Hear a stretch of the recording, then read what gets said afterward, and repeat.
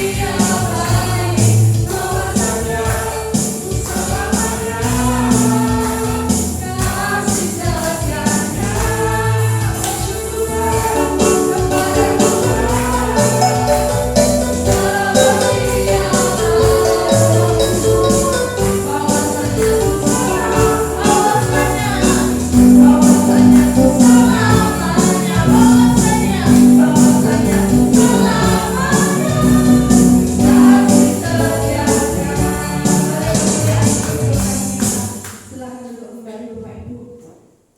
Kiri kanan kita ada Tuhan, amin. Kalau kita hanya memandang kepada Tuhan, aku selalu memandang Tuhan.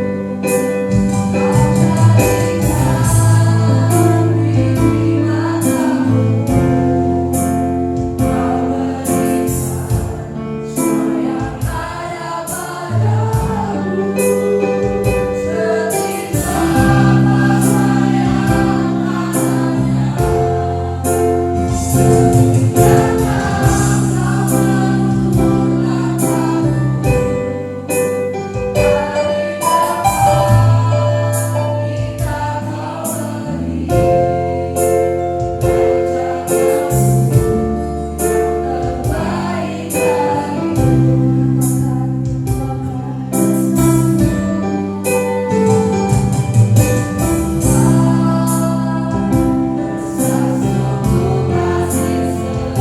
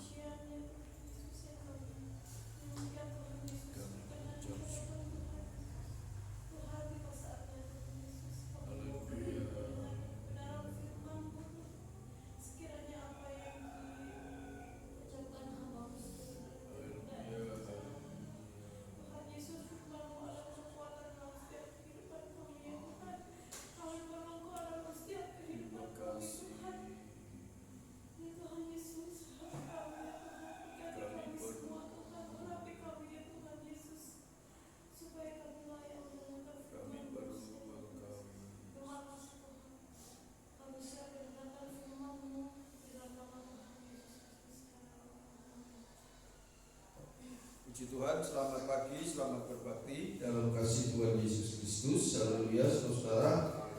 Saya senang dapat berjumpa saudara. Kita masih bisa beribadah karena di beberapa tempat di gereja tutup, ya, mengkhawatirkan keselamatan jemaat, ya karena negara kita sedang tidak baik-baik saja, ya, banyak demo, banyak korban, kerusuhan, penjarahan, ya, kejahatan merajalela di mana-mana, dan kita perlu berdoa untuk bangsa dan negara kita supaya dipulihkan.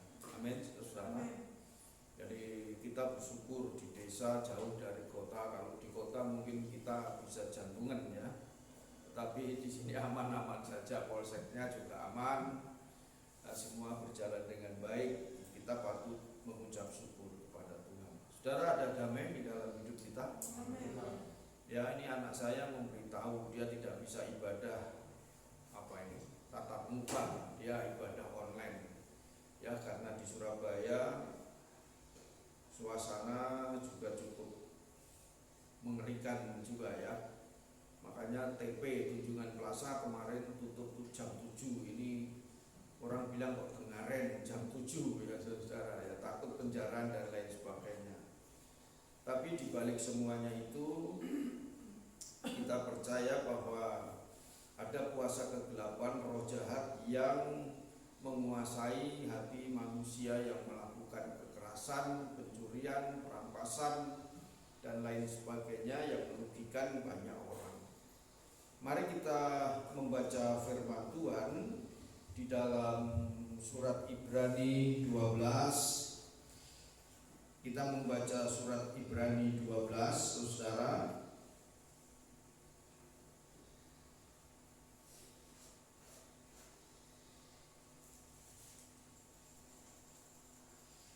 Ibrani 12 ayat yang ke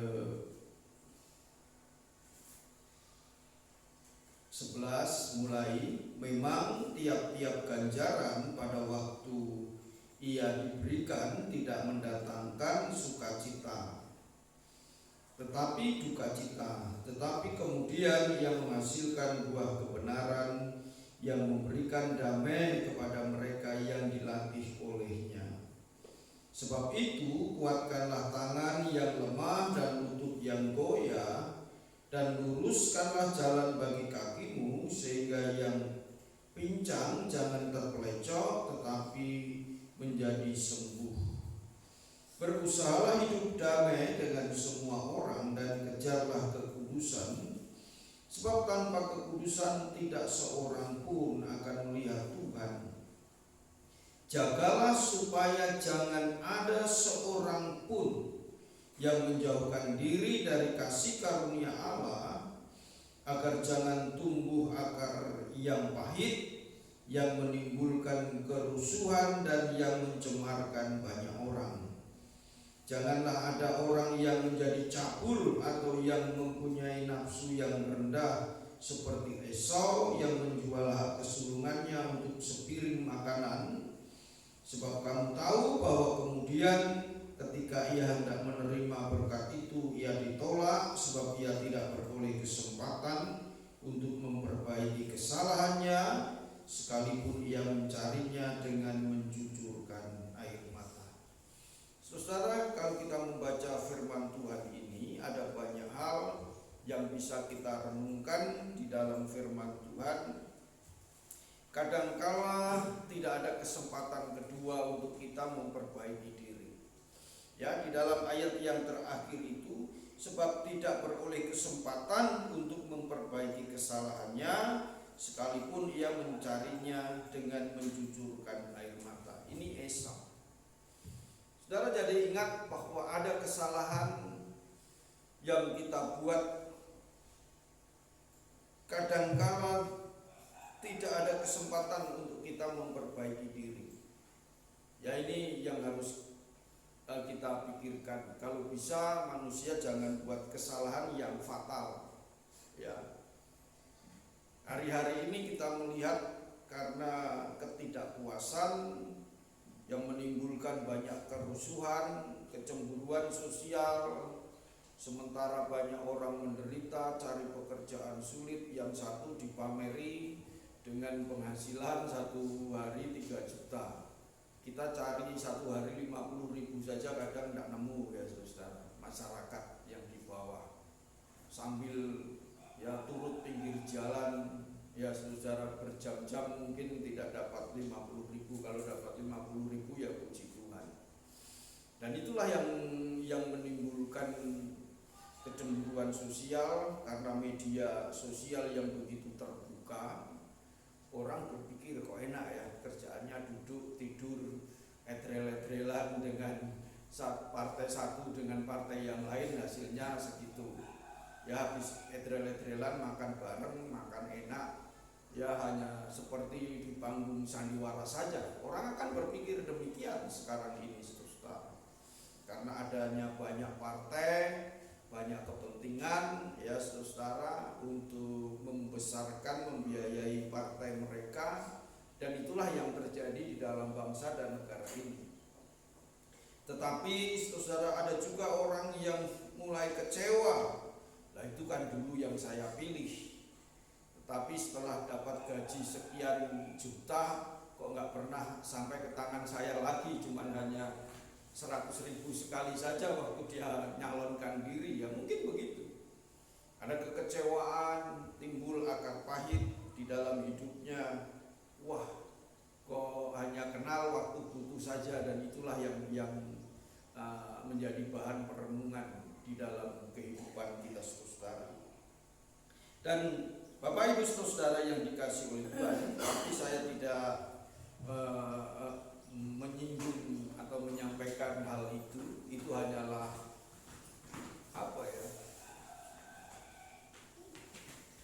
contoh dari awal kehidupan di dalam manusia sekarang ini yang dia alami, dan banyak orang yang tidak puas. Mengapa mereka tidak puas? Ya, firman Tuhan katakan ayat yang ke-15 ini, jagalah supaya jangan ada seorang pun. Kata seorang pun itu berbicara saudara dan saya. Jangan ada seorang pribadi. Seorang pun itu pribadi kita. Ya, oknum bisa dibilang oknum, bisa dibilang pribadi yang di sini dikatakan menjauhkan diri dari kasih karunia. Saudara dan saya harus percaya kalau kita hidup sekarang ini karena apa? Kasih karunia Tuhan. Amin, saudara. Kalau kita yakin dan percaya kita ini hidup oleh karena kasih karunia Tuhan, jangan jauhkan diri yang memberi kasih karunia. Saya senang kalau ujian penyembahan doa pagi saya nyanyikan, ku ada sebab anugerah, ku ada karena kasih. Tuhan Yesus, terima kasih buat anugerah yang buat kasih dan rahmat. Saya senang pujian ini. Ya, saya menyanyikan ya tidak tiap pagi tapi sering saya nyanyikan pujian ini karena saya mengucap syukur kepada Tuhan. Ku ada sebab anugerah Tuhan. Percayalah, kalau kita masih ada, masih hidup ini anugerah Tuhan. Kalau kita sadar hidup kita ini oleh karena kasih anugerah Tuhan, maka kita tidak akan jauh dari kasih Allah, ya. Kalau kita ingat dan sadar hidup ini oleh karena kasih karunia Allah, maka tidak akan timbul akar pahit. Ya, yang ada hanyalah ucapan syukur kepada Tuhan.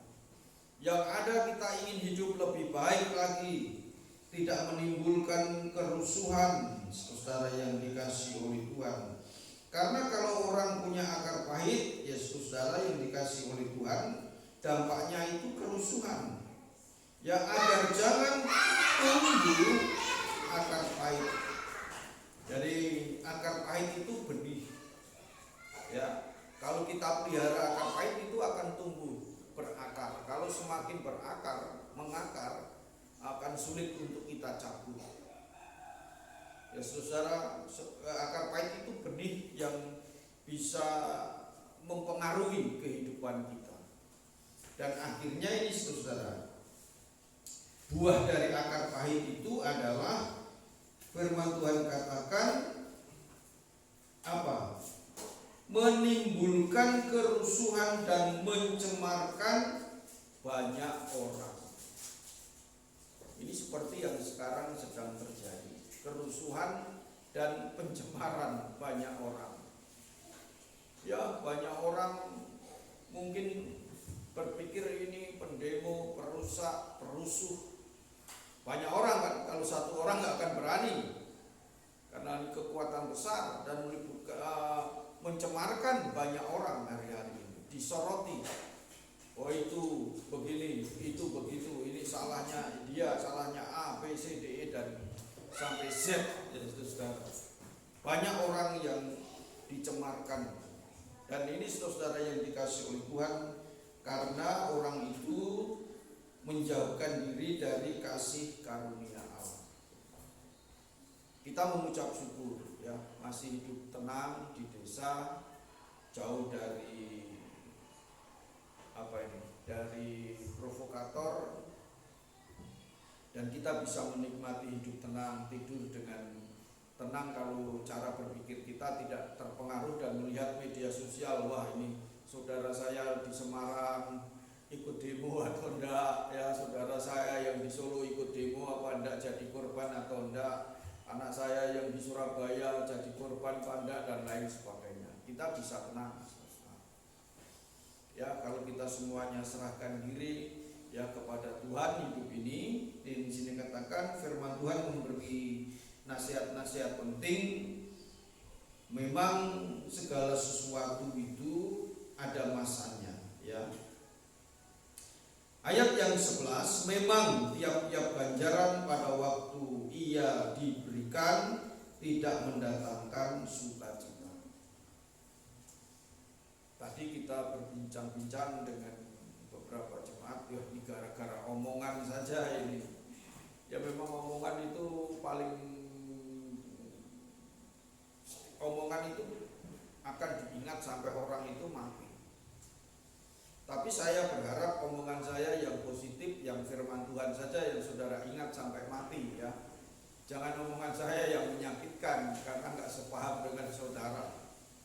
Tapi biasanya justru omongan yang menyakitkan itu yang diingat sampai mati. Aku ora iso lali wong kae tau ngelokno aku kaya ngene kan begitu.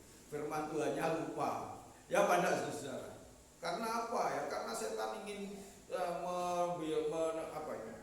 memberikan benih kepahitan di dalam hidup saudara.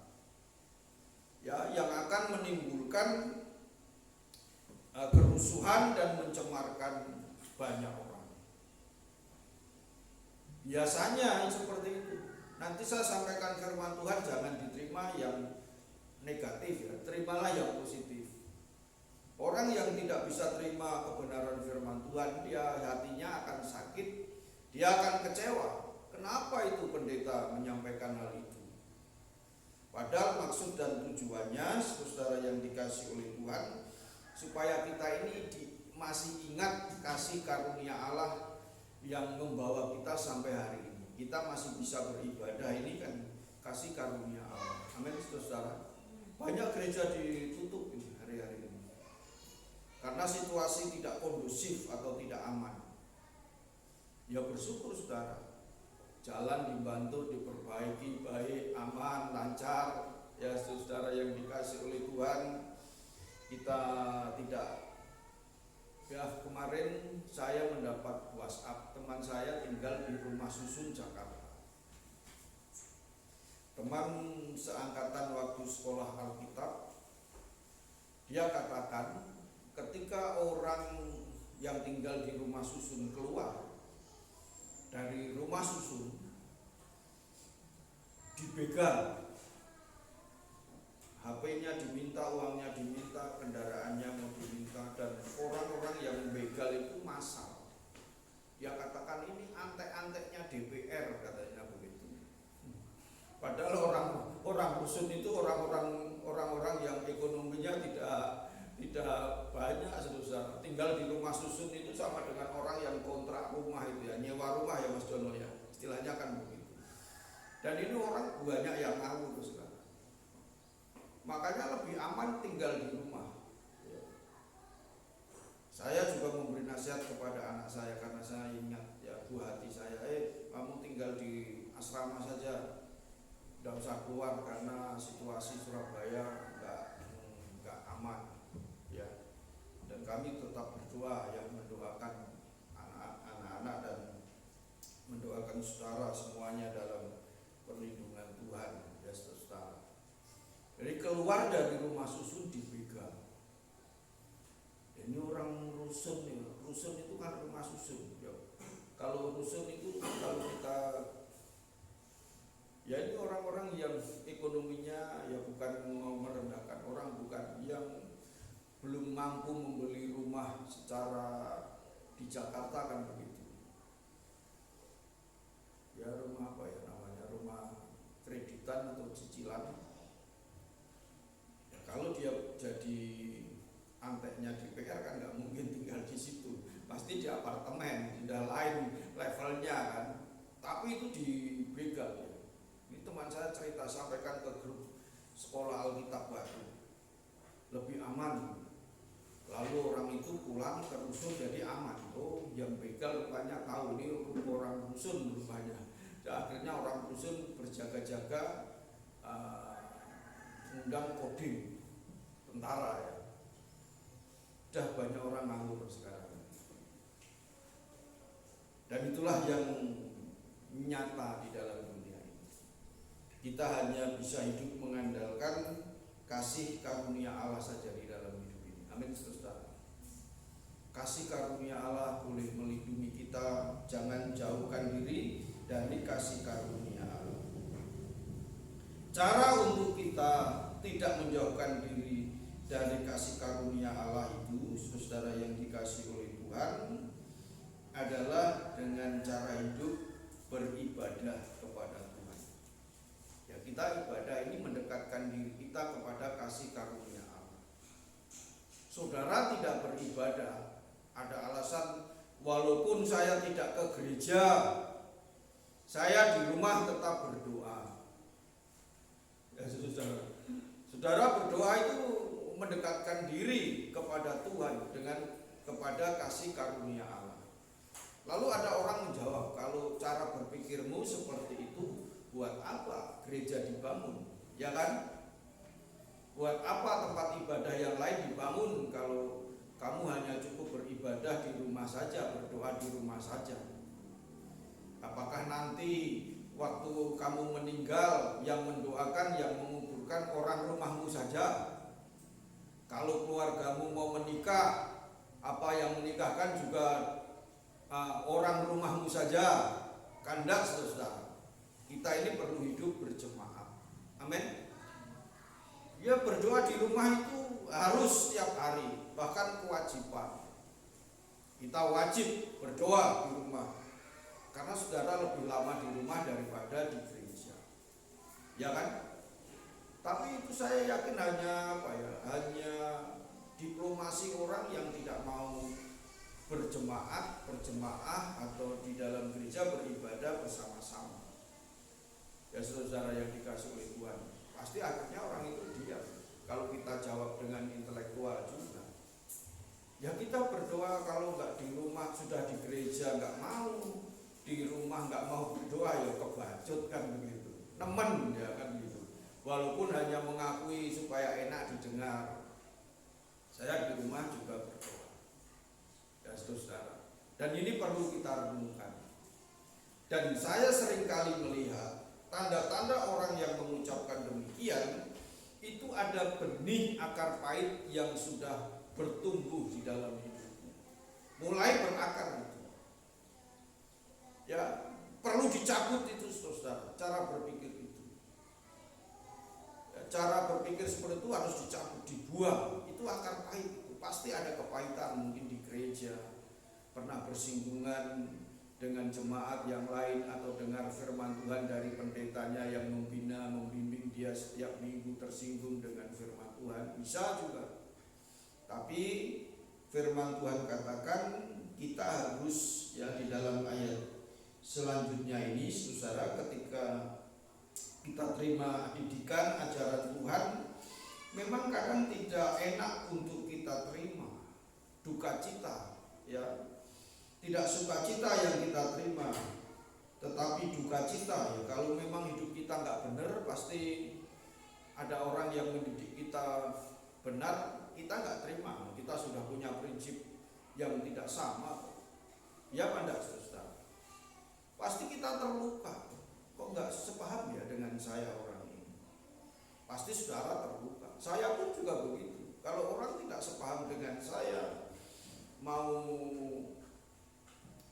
pokoknya ya ini, orang kan ada pokoknya, gaji aja ada pokoknya, ada gaji pokok ya. Manusia juga punya prinsip yang pokok di dalam hidupnya. Pokoknya prinsip saya begini, wes angel gitu ya, saudara, kalau gitu. Ya, yang menjadi pokok kita harusnya apa? Firman Tuhan. Amin. Yang harus menjadi pokok kita ini Tuhan Yesus. Karena hanya Yesus yang menjadi pokok anggur. Jangan pokoknya aku ini, jangan. Amin, saudara. Pokok kita harus Yesus. Ya, pokokku ngene yo, ngene. Lah pokok Yesus itu pokoknya lah. Lek pokoknya itu Yesus kok kamu nggak jadi pokok kan repot. itu maaf ya saudara, jangan, ya harusnya kan kita ikuti pokok itu, tidak jadi pokok ya dalam bahasa Jawa. Memang sekarang ini gara-gara omongan repot ini, mau pendeta mau ngomong yang benar takut salah, apalagi salah nanti yang diterima ya nggak baik kan. Makanya tadi saya sudah di awal, jangan dengar yang tidak baik, dengar firman Tuhan yang baik. Ya seringkali hanya untuk joke ini hanya apa ya, guyonan saja, supaya saudara sadar. Kalau terlalu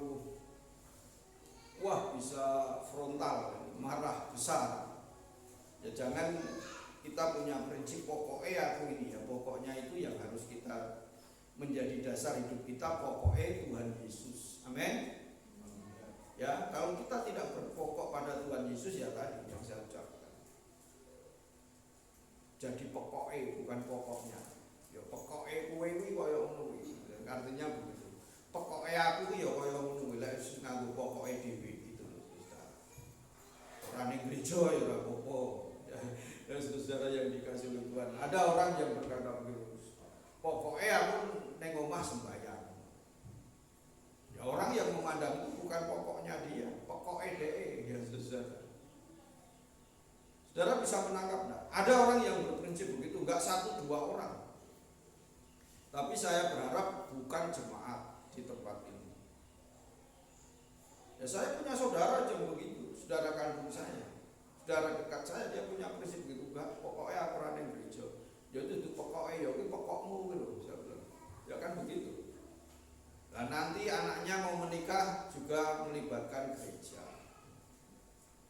Mati juga melibatkan orang gereja, ya kan? Mau apa lagi? Sakit juga melibatkan orang gereja. Siapa yang akan mendoakan dan mengunjungi dia kalau dia tidak berjemaat dan bergereja sebagai orang mengaku orang Kristen? Dan itu yang harus kita sadari. Itu tanda orang sudah ada bibit atau benih akar pahit yang di dalam hatinya itu, menjauhkan diri dari kasih karunia, seolah-olah kalau dia tidak beribadah lebih nyaman di dalam hidupnya. Tetapi saudara, ketika Tuhan ajar, dia ingatkan, dia tidak bisa berbicara lagi tentang kebenaran yang pokoknya itu, akhirnya dia tidak bisa menjawab. Dan Bapak Ibu saudara yang dikasihi oleh Tuhan, Tuhan mengajar kita tidak mendatangkan sukacita. Kadangkala tidak mendatangkan sukacita tetapi duka cita. Ya firman Tuhan ayat 11. Tetapi kemudian ia menghasilkan apa? Buah kebenaran yang memberikan damai kepada mereka yang dilatih olehnya. Awalnya duka cita. Tetapi setelah kita renungkan ajaran yang benar, Yang saudara dan saya terima adalah damai sejahtera. Ya saudara, saya senang kalau ada jemaat yang merenungkan apa yang saya sampaikan, lalu dia saksikan, oh iya ya, yang diajarkan Pak Pendeta waktu saya terima sebetulnya saya menolak, memberontak, sakit hati saja. Mungkin begitu. Tetapi setelah direnung-renungkan, loh kok ya benar hasilnya, buahnya. Ya puji Tuhan. Tapi kalau saudara tidak mau merenungkan hasilnya dari apa yang disampaikan lewat firman Tuhan, ya saudara tambah marah. Wis, karena pokoknya itu tadi. Pokoknya aku begini dan lain sebagainya. Tapi saudara, di sini dikatakan kemudian menghasilkan buah kebenaran. Jadi Tuhan mendidik kita supaya kita bertekun di dalam iman itu, karena judul dari Ibrani 12 ayat 1 sampai ayat yang ke-17 ini saudara adalah nasihat bertekun di dalam iman. Kalau kita bertekun di dalam iman kepada Tuhan Yesus Kristus, buahnya, hasilnya adalah ini saudara, damai sejahtera. Ada sukacita. Amin. Saudara, ada damai sejahtera? Ada sukacita? Kalau nggak ada damai, nggak ada sukacita, saudara, cabut itu akar pahit.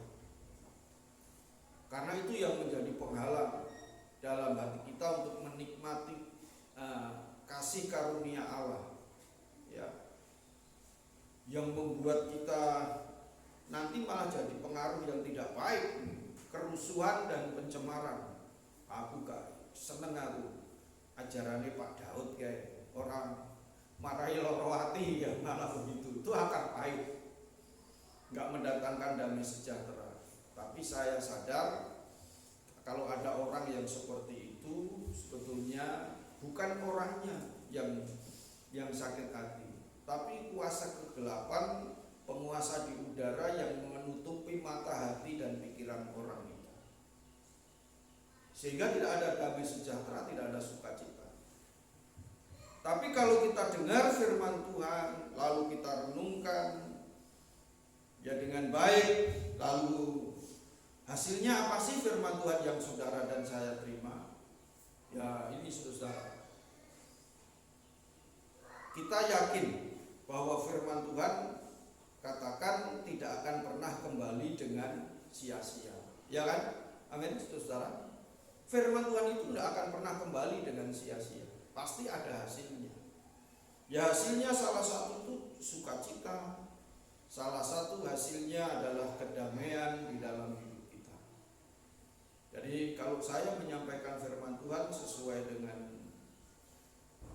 keinginan Allah di dalam hidup kita semua, ada damai di dalam hati saya, ada sukacita, ya, bukan sukacitanya menembak orang, artinya ini loh supaya orang itu terkena dengan firman Tuhan, tidak.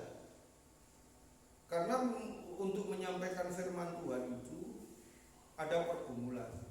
Kalau nggak menyampaikan sesuai kehendak Tuhan, akan melukai jemaat. Dan kita sendiri juga terluka. Ketika kita menyampaikan sesuatu yang tidak enak untuk jemaat, sebetulnya lebih dulu yang nggak enak itu yang saya rasakan. Paham saudara? Kan firman Tuhan itu kan makanan kan? Makanan rohani kita. Ya pada saudara ibadah makan makanan rohani. Ya, saya membagikan makanan rohani, saya yang mengolah, pasti saya ya sudah mencicipi, harusnya kan sudah menikmati. Enak kok nggak sajane ya ora enak. Tapi kuwi obat kan begitu. Kan begitu. Ada kala yang namanya obat itu tidak selalu manis. Ada yang pahit, ada yang bikin pusing. Pernah nggak saudara minum obat akhirnya pusing-pusing di jalan? Ada. Itu dampak obat tapi akhirnya menyembuhkan. Saya pernah minum obat saudara. Yang saya minum itu kalau nggak salah sekali minum 4 atau 6 pil. Di tengah jalan saya ini pusing muntah-muntah. Waduh, ini kenapa ini saya? Tapi enggak enak, tetap harus saya disiplin. Minum obat itu 6 bulan, enggak boleh lewat jamnya. Saya harus disiplin diri supaya ingin sembuh. Kalau saya minum obat 3 kali sehari ini 24 jam, 24 jam itu saya bagi 3. Dan misalkan jam 6 tambah 7 jam lagi, pokoknya setiap 8 jam saya harus minum obat itu. Jumlahnya enggak sedikit, 4 sampai 6 obat. Dampaknya kayak gitu, mual, pusing. Wah, Tuhan, saya belenger Tuhan minum obat ini, saya katakan. Kalau bisa enggak usah minum obat. Tapi kalau aturan dokter, enggak minum obat sekali, harus mengulang 9 bulan. Pilih disiplin atau pilih lebih lama menderita, kan begitu. Ternyata orang disiplin itu ya memang berat, tapi mempercepat kesembuhan. Jadi saya memberikan saran kepada saudara, kalau minum obat itu yang bagus itu efektif obat itu kerjanya 8 jam. Kalau minum 3 kali, bukan pagi jam 7 nanti jam 12 makan, jam 1 makan, itu salah sebetulnya. Karena belum ada 8 jam, ya kan? Kalau saudara minum jam 6 itu harus hitung jam 6, 7, 8, 9, 10, 11, 12, jam 1. Harusnya jam 1 saudara minum.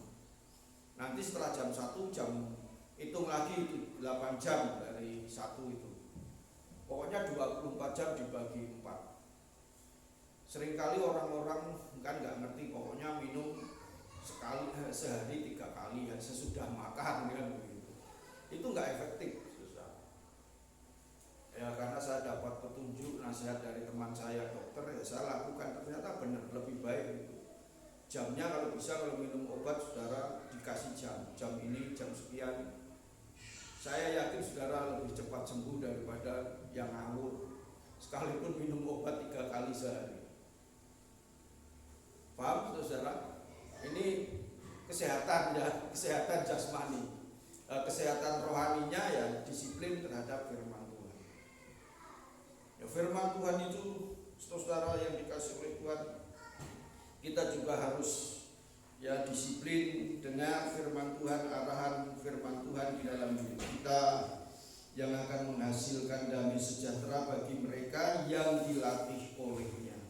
Kalau saudara dan saya mau dilatih oleh Tuhan, tekun di dalam iman, di sini dikatakan saudara dan saya akan menerima damai sejahtera.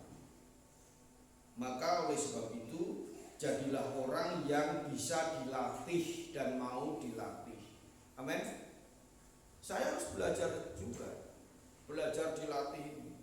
Minum obat gak enak waktu saya sakit. Ada dampaknya, raiso ning mburi, aduh sakit. Saya cerita sama Mbak Ning, Mbak, apa betul loh dampaknya obat itu sampai kayak gitu.